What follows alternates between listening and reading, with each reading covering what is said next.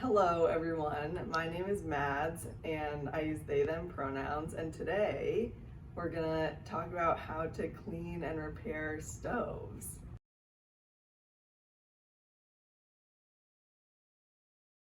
There's a box of stove cleaning stuff which can be found over here in the repair corner. So you can get that, and then you can get a little bit of fuel from up here. And then you'll also need a stove to clean. And the stove can be found over here in this cupboard. Okay, so now that I've gotten all the stuff that I need for my stove cleaning, I'm gonna show you some of the smaller things that you need. So everything will be in this box, stove cleaning supplies. And you'll need a couple of things. You'll need a bowl or like some kind of Tupperware, and you're gonna put the fuel in there because you'll use the fuel to clean the stove. You'll need a toothbrush or some other small brush that you can use, a funnel, perhaps if you like poured out too much fuel or something.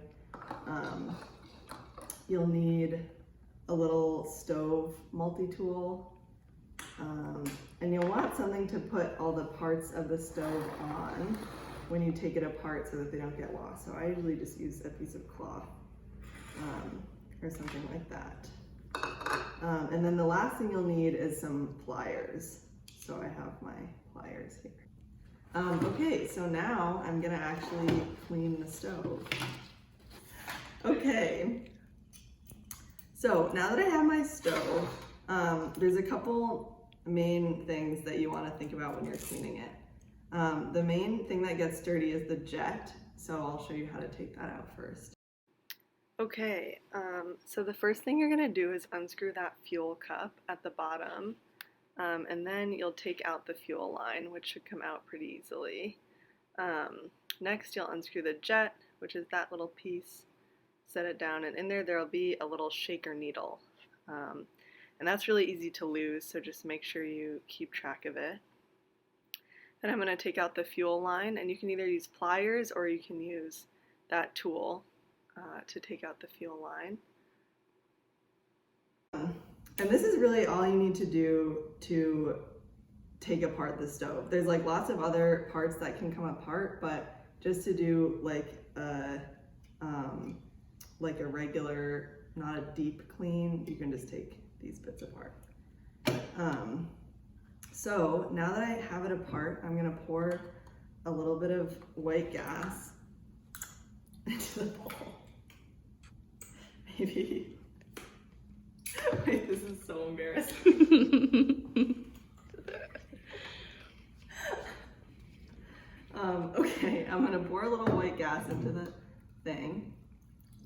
And you can kind of just put the stuff in there to soak, the jet and the needle and the fuel cup while you do everything else. And so really what you want to do is just like clean it like you would anything else. So I'll put my toothbrush in the fuel and just scrub all the parts of the stove that I can see.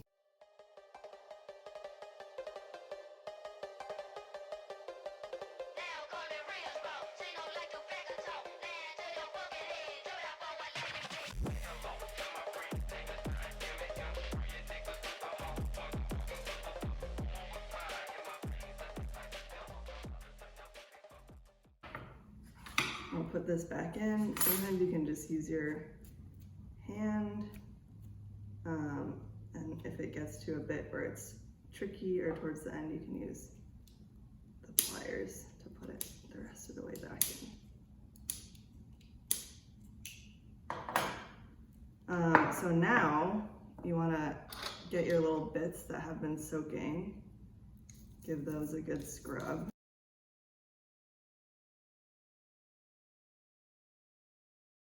And the really important thing is that this jet is clean, because that's how the fuel gets into the stove. So there's a teeny little pinhole in it, and if you just hold it up to the light, you should be able to see through it. And if you can't, you can just use the needle or a safety pin to clean it out. So now I'm going to put the stove back together. So the first thing that I'm going to do is put the needle back into the jet. And it's just important to make sure that the needle is facing towards the little hole that's in the jet. Then I'm going to screw it back into the fuel line piece. And I'm going to wiggle the fuel line back into the stove. And you shouldn't have to force anything. You might just have to maneuver it a little bit. So I'll do that. Then I'll screw the cup back on, just making sure it's hand tight. And that's it. Okay, thanks for watching, and that's how you have yourself a nice clean Whisperlite.